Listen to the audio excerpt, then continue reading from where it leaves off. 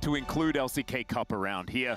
You know, we're all about inclusivity. That's when DK of the LCK Cup. I love sample sizes out of Yeah, absolutely. I mean, they actually looked kind of okay. I would include Kesper Cup as well, if it actually helped my point. But instead, that was won by Bro. And here we are in the draft, ladies and gentlemen, as Aurora and the Azir have been taken away, as Yunara on blue side, question mark. Might not want to be locked into a Yunara first pick, which would then probably be answered by like Wukong Annie. You know, that's kind of what we've been seeing. Yeah. And then maybe if they slap a Rakan on top of there as well, your life becomes very, very difficult. Zinza will be another pick that I'm looking toward with great interest, as both Lucid as well as Owner have been heavily trying to showcase their skill on the pick. In T1's case, I think it also will allow them to be a lot more liberal with the rest of the comp that they have. I think for DK, they kind of do want to play, based on what we saw before, towards Lucid and Showmaker again. So we'll see if the drafts reflect that. That, to me, is Rumble. Very quizzical ban, not because the Rumble, which I think B1 Rumble is perfectly fine, but more so because Shield on the Ornn has just not been great. Yeah, I think actually you kind of wanted to play that. Yeah, that one to me is a little... Yeah, DK get themselves another ban, I guess. But this should be a Rumble ban, I think, with what T1 are looking for. The question is then, what gets left open? And Pantheon is going to be the answer to that one. As there it is, the Rumble is going to be taken away. All for the bans, acronym-wise. Could have a Ayo, that's Pantheon, awesome. and then what usually we've seen either Trundle, but we've also seen a good amount of the Jarvan. I don't like the Jarvan lock in this early, because it gives the opportunity to like slam Lucian Braum, for example, on the next rotation. Oh, they're slamming Ryze Jarvan fast. Well, not very fast, but it's happening. Talia's open as well. Oh, that's a good point. Talia could be a good one. Orianna has also been one that Showmaker especially has been gravitating towards. I think Ori Jarvan makes sense. I actually like Trundle here. I think a Trundle into Pantheon specifically is good. But Ori Trundle isn't quite as strong. I think Jarvan Ori makes complete sense. And also gives a little bit more space to Barrel. I think we've seen Lucid slowly get better at being the main initiator for his team, as Barrel has been leaning towards things like the Karma. Yep. Or like the Braum, which also doesn't really fulfill the role of main initiator. As, yeah, DK going to take their time, but I think this 1-2 should not come as a surprise. And then we'll see what Faker wants to play into. It's just Galio. Yeah, we just take the hit in the laning phase, are not too bothered. God. And area Nico is open. Get locked in here. Well, this is a bit of a good luck D+ type situation that they find themselves in. We'll see what they do decide to lock away for this final pick. Whether there is an, like, do you lock Karma now just to try and stay alive in the lane? It has been something that they've used against the Nico in the past. You're gonna get like Gwen here? Ambessa? You could I think Ambessa does make a fair bit of sense. Ambessa really does make the draft, I think, very solid there for DK. When you look at it in isolation, I think as you highlight, the real issue is, will you get out of the laning phase without being 3k goal behind against Galio, Pantheon, and Keria on Nico? I'm inclined to say no, but I do like what DK have now. You have two great ball delivery systems, really reliable ways to get onto the enemy backline as well. And we'll see what they're going to do. It looks like they're going to protect Shiyu mostly, which given the performance of Doran does make sense. And they're not too bothered about what Guma will be locking in here, as there is a Barrel Karma ban, which I think is warranted. No, it makes a lot of sense, but it's just weird. I don't know. It is. Yeah, that it is.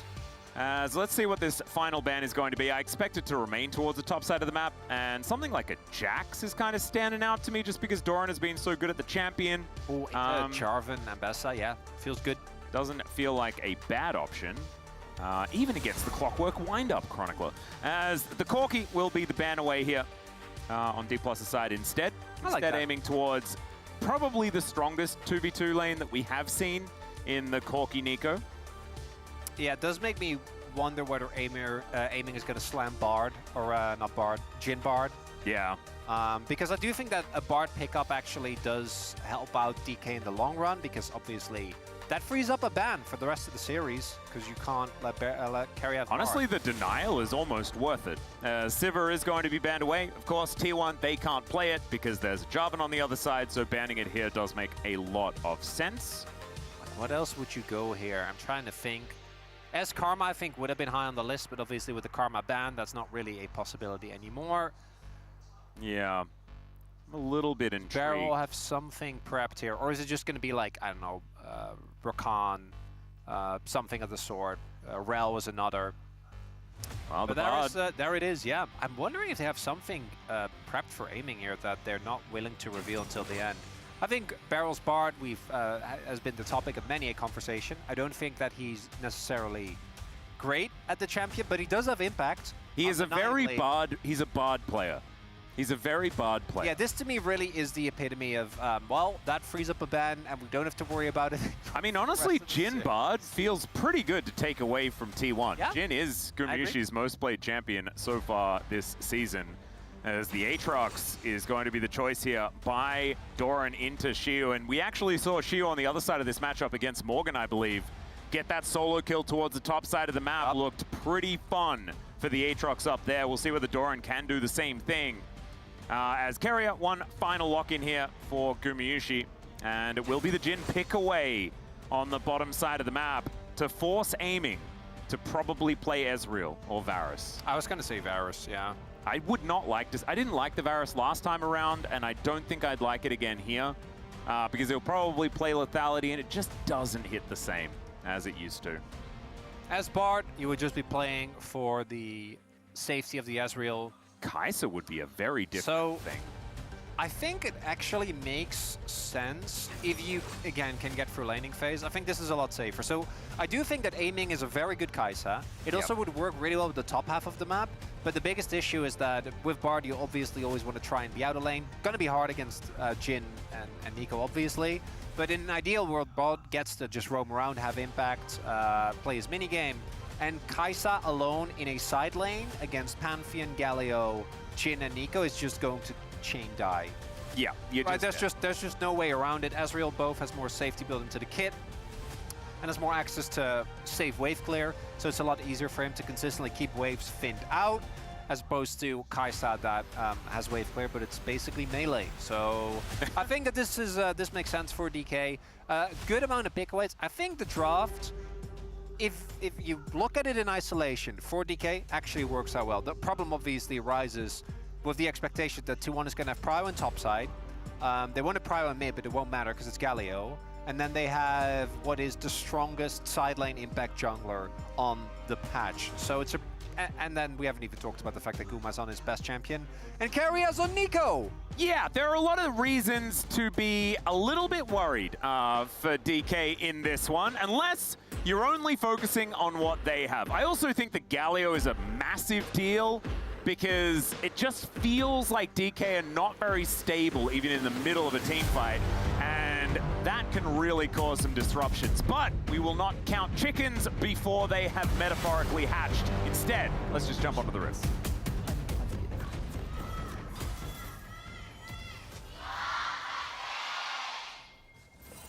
미니언 생성까지 30초 남았습니다.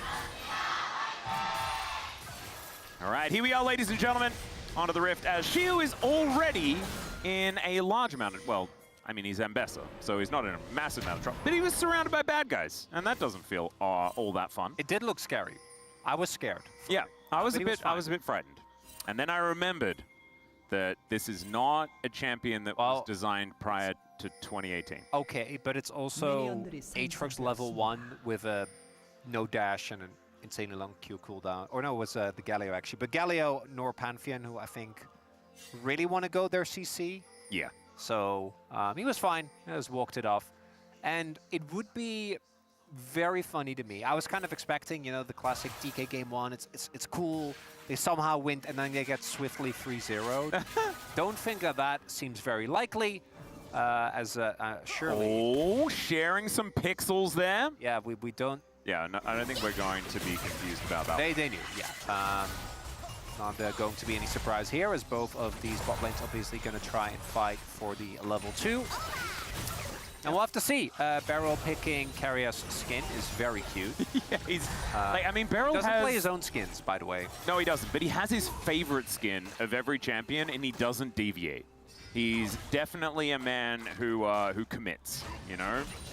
And so Keria's skin just getting the nod from Beryl.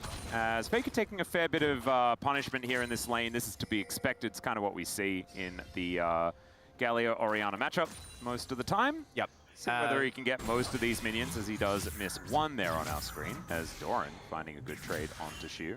Yeah, Galio's good matchups aren't really ever about him being able to do well in the laning phase, right? It's really about everything that comes afterwards and how quickly he doesn't just get bullied around. As we can see here, Faker expected to take a bit of a beating here. I do want to give some credit as that is, yeah, that's very similar to what Shiu did to Morgan, is Doran showcasing it here as well. Yeah. But what I want to highlight is that Showmaker was actually, on that Orianna, I think, one of the big reasons why DK were able to win. Was it game 1 against Nongshim? Yep.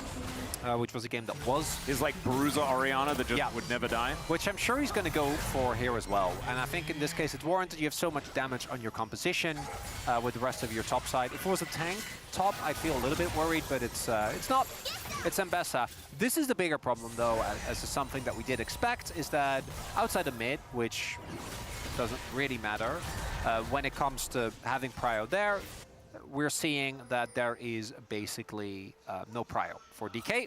Yep. And again, this is to be expected, but it does make the game pretty hard to play, as it looks like Faker is going to have to take his first back.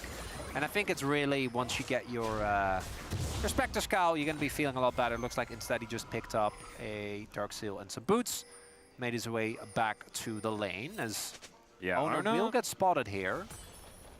Some aggressive positioning by the Pantheon as they are all walking past this turret. So despite the fact that Owner isn't going to be able to get a successful gank off, this will still be about a wave that Aiming is going to miss out on, and that bottom lane continues to bleed. You can see already to the tune of about 300 gold, and that's getting close to, you know, first blood levels deficit. It's so telling as well, like how willing T1 is to play towards spots. Look at the vision that's there. Like, there is no gank angle here for Lucid whatsoever, unless he wanted to go and flip on the lane gank, but obviously doesn't want to do that. There are, between the two wards, as well as the Scuttle, basically no angles for a bot lane gank. I also see some pings going down towards the Krug, so I think that they are aware of his pathing and what his timers are, which makes sense given the invade. Yep. But for me, it's really going to be about the skirmishes. As DK, I think, funnily enough, is a team that often, I think, plays these compositions that look for these early pickoffs on rotations. This time around, that's definitely going to be T1, as the lane swap has come through, and it looks like Shiu might just be stuck in the 1v2, but given that the top lane matchup also isn't super fun, I don't know if he's going to be too bothered. Yeah, we got some pings out onto exactly where Lucid is as well, so T1 being able to track the Jarvan pretty decently, as Beryl can try to magically journey away, but that's not before losing the majority of his health bar to an Aatrox. That's Beryl Bard right there. Yeah. Miss everything. Don't get them. Don't hit. It was odd because like that magical journey was never gonna work. But you know? Guess what? Now he's got the cooldowns of Doran, and now they get Drake. The T1 swapped away. They're playing for grubs, which makes sense given that they have a ton of side lane pressure. So I think that them prioritizing the grubs makes a ton of sense. As Shiu taking a good amount of damage here, really wants to get experience of this wave, but Owner's close to 6, Faker is already 6, so he needs to be very careful. They also know that there's no jungler towards the top half of the map, and he could dive here. Yep, Faker already moving in.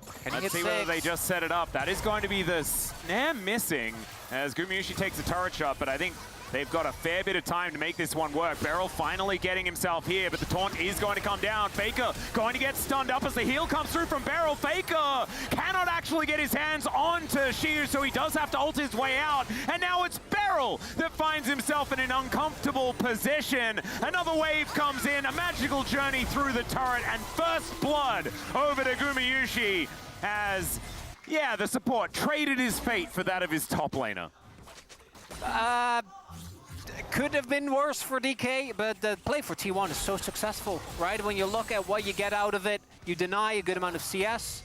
Beryl ends up going down, uses his sums as well. This was a pretty costly investment in sums, and Showmaker was able to crash a wave in mid, but because the kill going over to T1, they're still going to be happy with that play kill going over to Guma as well. Yep. I think is a big deal as we take another look. If Shiu would have been 6, This was so close to backfiring here. As actually really well done by Beryl, right? Gets the heal off, make sure that he gets the stun, but Shiu doesn't have the CDR yet, and the biggest difference here is obviously that T1 knows there is no Jarvan.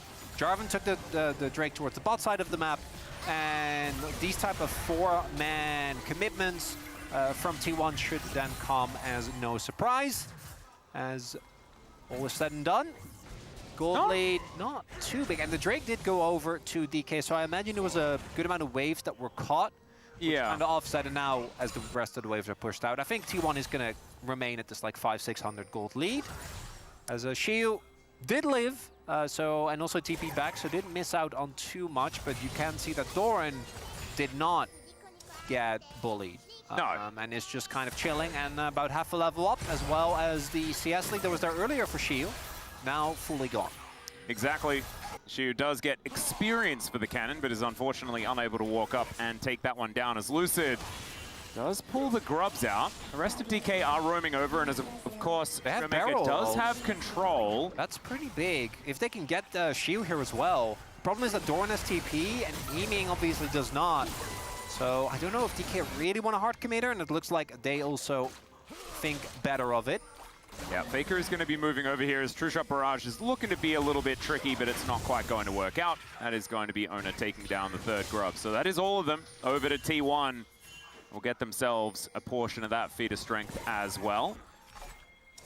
It's not like we've seen the game break open with that top dive or anything like that, but DK haven't really been able to find anything as a response outside of taking away Ona's jungle just a little bit.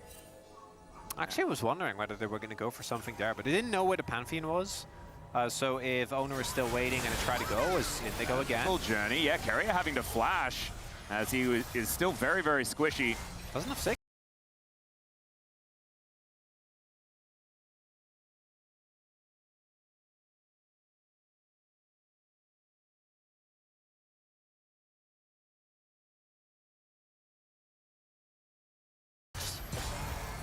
So, some summoners gained there with only the investment of Beryl. I think Shiu, while we were panned away towards the Raptors, must have used his ult.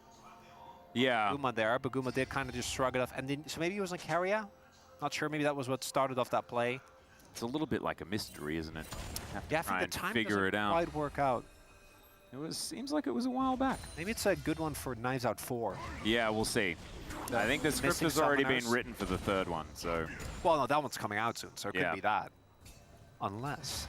Exactly. Maybe that is like the biggest twist. You know, they were just predicting the outcome of this particular game in the LCK playoffs of 2025 in the new Knives Out movie. That would be insanity. You can imagine as well that they will be watching along with all of us, hoping that it does indeed go the way that they expected it to go. Of course. As with unanimous predictions, I think they'd be in a pretty good position. I think you're pretty safe, yeah. Unless they predicted DK. Maybe they only watched like a few games in LCK Cup. They would never Atlas. Imagine There's that. no way. As right now, nothing too much of note happening. Do note again the amount of coverage that is there with wards towards the Guma and Keria lane as they want to play for relentless aggression. We do now have the top laners reunited, but Doran feeling a good amount better.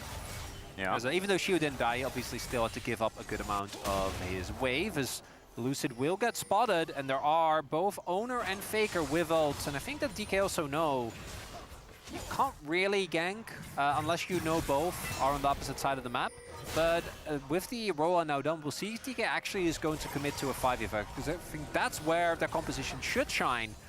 As long as they can deal with Keria's Pop Blossom in the initial burst that will come through on T1 side. Yeah, I also think that the Galio is going to be a problem if they do decide to start something without adequate information. And D+ have been a team that have kind of started stuff without adequate information quite a lot, especially in recent memory. So see whether they've tidied that one up. Of course, Bengi was saying that there have been some strides taken as far as the practice is concerned for this series. Ooh, look at the Faker is going for his full AP Galio build. Oh, I like that. Which I think there are games where you have to. I don't think this is one of those. You do have a lot of damage, but will make the optimization of DK's side a lot harder. And will also give a lot of lethality to this team. Oh, As, just, he likes forfeiting 50% of his health bar. right, That's kind of his thing. Is Shiu going to TP in? We'll see. He is Walking. wandering down. But heading towards the top side for the moment. We'll see whether he does just get there and put the pressure on where he can. As we can see, Doran also doing the same thing. So T1's comp wants to just burst someone as quick as possible so Doran can get his resets. And they can also do a lot of burst and back off and play with Guma. Using that Jino, something that they are very, very good at. Looks like DK, though, not just going to give up, even with the poke on barrel. Yeah, Showmaker as well has just been slowly but surely farming things up and has a slight level advantage as well, as Shiu going to be able to break the chains that bind, having a nice trade here against Doran towards the top side. Ooh, Eclipse done now for Shiu, so he is way stronger than he was before. Can't wait to see how this matchup is going to continue, both between these players as well as between these two champs as we get deeper into the series. As obviously, both of them have ways to cancel TPs as well. A lot easier for Doran as T1 started up, and it looks like DK says, nope, this isn't the one either. And they have an early Drake, so they can't afford to. But it does mean that I think they don't really get anything in return either. Because there wasn't really too much of a shove in mid. I don't think they got any plates, so it might just be Dragon for Scuttle. Well, there have been worse trades. It's been Dragon for lose a team fight as What about well. Dragon for that Nexus? one. That's a classic. That's a classic. That one's pretty good though for the ones that get the Nexus. That's my assessment of that whole situation. Shiu now finds himself laning against Faker. Not going to be as worried about the magic shield, but Faker doesn't seem too worried either as he gets a decent little taunt off. Of course, Shiu just has shields forever, and so it is hard to get some damage that sticks onto this Ambessa. Shield Woo? What? Because it's Shiu, and he has a lot of shields. Ah, Shield Woo. Yeah. I thought you were talking about the item, like the shield bow, and I'm like, wow, his Dutch accent's crazy today. Well, I mean, we can. If I feel like we haven't reached that. Although it is 14 minutes in, I was promised carnage. Yeah, there is... What is this? This is not what we wanted, D+. We didn't want you to stop playing the game. No. We just wanted you to stop doing I'm not mad silly at things. D+. Where is the circus? Yeah, that's true. The circus is definitely not here either. dive. I mean, T1 have an excuse, right? Because they weren't in the play-ins. So they need to get themselves back in gear. They're not warmed up, you know? Like, you got to shake your sillies out first. That's what play school taught me. The sillies out? Yeah. Shake your sillies out. If you're an Australian kid in the 90s, then you'd know exactly what I'm talking about, which is a low percentage. That seems like a pretty specific reference. Yeah. I think I'll take the round window out of here. I do appreciate you enlightening us. That's Thank you. nice. It's just a kid show, and that's a song in it. That's all it is. No, I got If you're that. feeling silly, if you're feeling weird, you shake it out. Kind of like the Taylor Swift song. Yeah, I got that from context. Yeah. Not the Taylor Swift part, the other part. Yeah. All right, maybe for Herald we'll get a fight. Ooh, be careful what you wish for, So Chronicler. for T1, again, I think that they are looking to sync up, get a ton of burst as... Shiu looking for a little bit of an angle here. He also has, I actually really like the Executioner's buy into T1. Yep. You can see double Sundered Sky. Can't be a bad idea. That's all right. Beryl going to magically journey a very small distance away. Deadly Flourish is going to be able to follow up on Lucid, but he's already out of danger. Bro might not be in the playoffs, but we are brewing here, Atlas. We are definitely brewing. This is like DRX Broverse levels of craziness, except the commentators, because it's playoffs, are actually talking about the game. Yeah, we need to. It feels a bit weird. I know. But it is probably the correct thing to do. I give it 5 more minutes. Yeah. Yeah, you guys are on a timer, okay? Come on, teams. Heads in the game. So it's understandable as well, because I think for T1, as much as I think their composition still has elements that will do well no matter what part of the game we get into because of how strong their ability to impact sides is, and also because, let's be real, ending games for DK has been a nightmare. But I think that if the gold lead, which has remained the same, stays this way, I really like DK's ults in actual 5v5s. If they can avoid a member getting bursted from 100 to 0 and Doran starts off on the resets, if they can keep control of the vision, I think their setup towards taking down any member of of T1 is actually amazing. And they have these big teamfight tools, right, with the Jarvan as well as the Orianna. Execution obviously will have to be on point, which I think for DK in particular remains a thing to be seen. Yeah, that's a lot of question marks, I imagine, Yes, as far as that is concerned. 300 gold, though, is nothing, especially at 17 minutes into this game. So no one really with any big advantage. And the thing that I am also like cautiously optimistic about, I guess, for DK is their 2-item spikes are kind of obscene. They are really good. When they do manage to get there. Are we starting it for real? Actually, for real this time? For real, for real? Or just regular for real? Okay, Doran's walking over. Yeah, there's a teleport for Shiu as well. As we have got vision on this. Carrier looking a little worse for wear, as aiming as well, taking a bit of damage. The flash taunt to come through as Showmaker flashes away from the Galio. Beryl gonna magically journey his way up and then comes back again. Kind of wishes that they were a two-way street, but unfortunately it's one way. And now DK wants to start it up, even because they invested a teleport, but they can't. Well, they can, but they don't really want to. So T1's just gonna get bases in. They get the teleport.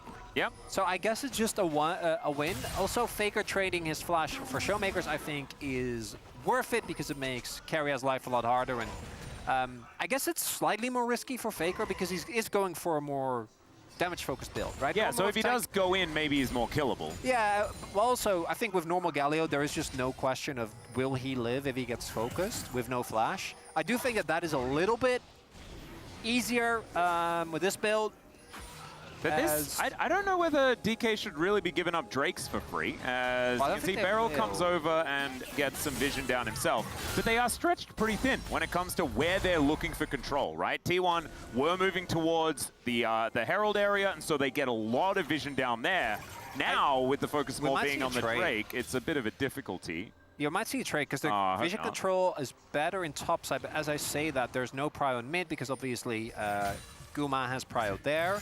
And also, aiming can't ever walk up to the wave because there is 2 semi-globals waiting to be used. The moment that he steps too far forward. So in conclusion, what does all of this mean? Nothing too much. You might be in trouble here. We'll have to see. Doesn't have a lot of energy. Yeah, as he does avoid the Tangle Barbs. And the Blooming Burst also going to miss. Some fancy footwork there from the Ambassador to keep him well and truly out of danger. And in fact, still with a little bit of a health advantage. But T1 have started this one off again, and aiming is here in this mid lane. What did he do? He actually hit a good amount of damage on the Guma. But Guma then took the honey fruit, so he's fine again. Oh, we are backing away again. Yeah, it was very cool because we really starved for action. So I was like, Atlas, something, and then it didn't even matter. And then by the time I mentioned it, it's irrelevant. Well, now you got Showmaker coming down to pick up this wave because his turret is looking a little worse for wear. As we crest the 20-minute mark, 2-item spike comes in for aiming. Okay, so Showmaker now doesn't FTP. Faker's Galio, so maybe we're trading. It looks like we might be trading. Okay, I think just Lucid, though, doesn't do this fast enough. But they also might just take Otacon as well. I mean, I guess they could. There is an Ambassador up there, so like if they do just overload on top of Shiu though, then there's Barrel's in the area. They can take something down. So I think that makes it. So I guess we just trade. It is just indeed a trade. Okay. There has been a kill in this game, as far as the action is concerned. Atlas, you know how this feels when you buy something and you see all the disclaimers. And you're like, I'm not gonna read those. I don't want to do that. Yep. You know, and in this case, you thought you were buying a cool action movie. Yeah, and then the disclaimer said this is not actually a cool action movie. No, it's kind of like you get a new character in your gacha game, and you can't actually level it up yet because you haven't been to the new area, and so you've got the cool character, but you're like, well, this doesn't do anything. Atlas, is this about your own experience? This morning, yes. Yeah.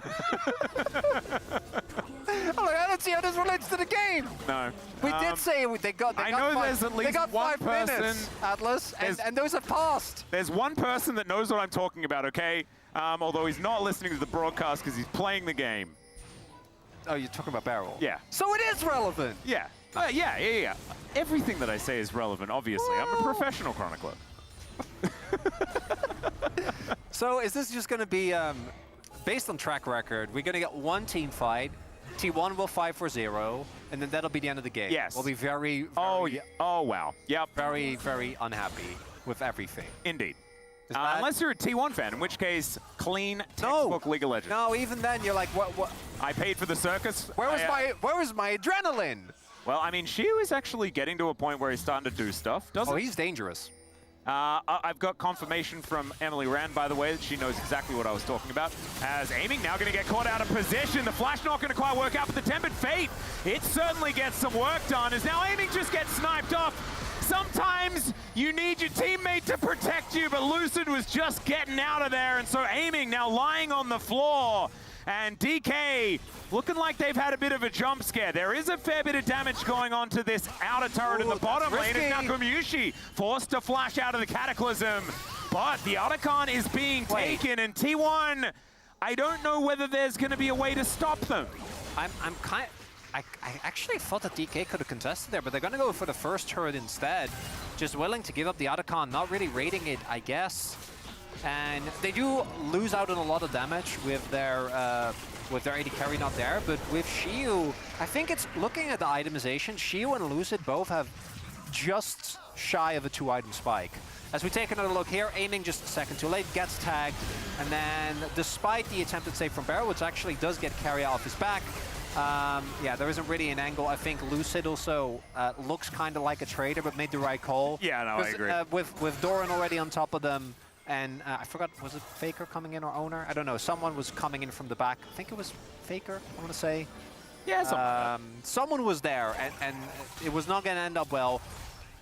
Really, what ends up, outside of Otacon obviously being a big deal, which gives T1 a sizable lead in Flowers, I do know that Guma's flash being down is actually, feels like it wasn't necessary because the play had already kind of ended, right? And Guma ended up still being caught there by Lucid. As well, there we go. Start this fight. True Shot Barrage does come on down as Gumyushi will get knocked up. No flash, no chance. He's out of there. The Cosmic Binding also is guaranteed when he's inside a rocky circle. And so that's aiming, getting his revenge pretty swiftly here as Gumyushi lies down. Yeah, and we haven't talked about it that much because our expectation was that this game was going to be blown open in laning phase. But playing Jhin into Jarvan and Bessa, guess what? It's not fun if you don't have flash. Well, public execution is in goes Shiu, but I don't know whether that was a good idea. Still, it works as they focus down the turret, and Shiu's like, well, I'm out of here. My work is done. As Magical Journey is set up for aiming, but he's unable to take it because he just stays a little too long. Technically, I guess it is a 2-for-1, but Doran looking for an angle here and decides that he doesn't want to do it. Still, they should be able to answer this outer turret, and ultimately, it's going to be a pretty even trade unless Shelly gets some extra work done. As she gets a bit of a headache, then gets driven towards the bottom side, and that should be 2 turrets. I think the previous kill onto aiming, given the amount of resources that were used, that one, I felt like, obviously it's rough as oh no! Still gets the turret, it's fine. Sometimes the turning circle just ain't as good as the one you got at home, The previous death was excusable. This one really isn't. You're playing Ezreal. You cannot die like that. Because this play starts off wonderful, right? Really nice catch there from Barrel. Lucid follows up. The team is ready. Kill goes over the aiming as well, by the way. They get the mid lane turret. This would have been a just purely positive, really nice catch there from Shiu onto Keria. Just leave. Yeah, I guess just leave! I guess he just felt, yeah, maybe he didn't see that his jungler and top laner were already like 2 screens away. That was a bit silly. That was silly, yeah. And the reason why is because I think it is actually a big deal because it allowed T1 to get the mid lane turret, get a big counter punch, and we'll see if it ends up mattering for the contest. I think that DK, though, if they can keep this team fighting up, is actually in a really good spot now, though, especially if they get this soul point. Because again, I think their 5v5 is incredibly strong. Yeah, it certainly is. They are able to get the soul point. That is a big deal as Cloud Soul, as we know, one of the greatest in the game. Thanks to T1, of course, for being the team that gets the most Cloud Souls, continuing to be a fact here. But what's also continuing to be a fact is that it's like after Baron has spawned and we have no one with any concrete lead. It's been T1 with a bit of an advantage and the tempo vibes, but not much more. Actually, I wanted to inquire. You think T1 still has the tempo vibe? Yeah, they've got the tempo Okay, vibes. okay, okay. DK has potential for tempo vibes, but not the actual tempo vibes. Got you. You know? They need another win fight. They to have the absolutely do. tempo vibe. And in fact, DK almost never has tempo vibes. Okay. That's why you feel anxious all the time when you are watching them with any sort of willingness for them to win. So you're saying Barrel doesn't answer to the concept of tempo? No, he does not. Okay. He will not conform to that the makes tempo sense. vibes. It's just not really his thing. With that, DK still get their soul, which obviously they're gonna, or a soul point rather, which obviously they're gonna be happy about. I also think that as far as comps go, this one for T1 isn't necessarily the most amazing when it comes to bursting Baron. There are definitely setups that do it a lot faster. I think both Galio, Aatrox, Jhin, none of these really make you super excited when it comes to taking an objective quickly. We might see that trade come down the line. T1 do have, again, great setup of the vision surrounding his top half of the map, so I imagine that they're also themselves are going to be looking to just pull the classic T1 Baron, but like 3 item spikes are being hit. Yeah. Shiyu, I imagine, is going to go for Death Stance next, which is actually going to go insanely hard into the T1 composition, because they didn't build up an early to mid-game lead, which means that the burst that they have access to still is good, but it's not where I thought it was going to be at this point in time. That means that if Shiyu is able to just get into the backline and Beyblade around without so much as a worry, it's actually going to be a big problem, because it's going to mean that T1 won't have the damage to get through some of these beefier targets. Even Showmaker, right? Yeah. Is actually someone that I think is hard to take down. Aiming with the Shojin, also now done. Now IE is also there for Guma. We do see T1 again, I think kind of building up that conditioning. So that is the real carrier. Yeah, Treasure Barrage comes in. Taunt not going to quite find Barrel as Faker takes the magical journey, but immediately then gets stunned up. The exhaust is down on this Galio as Lucid wanting to Cataclysm over the wall, and he is going to successfully do so. Rock and a hard place, certainly, where Faker was there, and he falls. DK taking that as an opportunity to head towards this Baron, and this could be a huge gold swing if they're able to make this one work. All right, we have a TP, and I think another person flanking here for T1. That's Carrier behind them. Yep, is this just Faker baiting? That's the question as Omna dives in, but the Tempered Fate is going to be there. Pop Blossom doesn't quite work as they take down Carrier to start this one off. Still Shiyu, still alive, and Gumayushi. It is the steal on the Baron, though, as Omna locks that one down, but it is Baron for Ace here on the side of DK, and maybe they'd still take it, unless Doran is going to survive. This is a bit of a weird fight that's kind of prolonging things and ruining my rhythm, but that is absolutely fine. There is the ace. DK take them all down, so the Baron means nothing, and the game is still even. There's the mayhem, Atlas!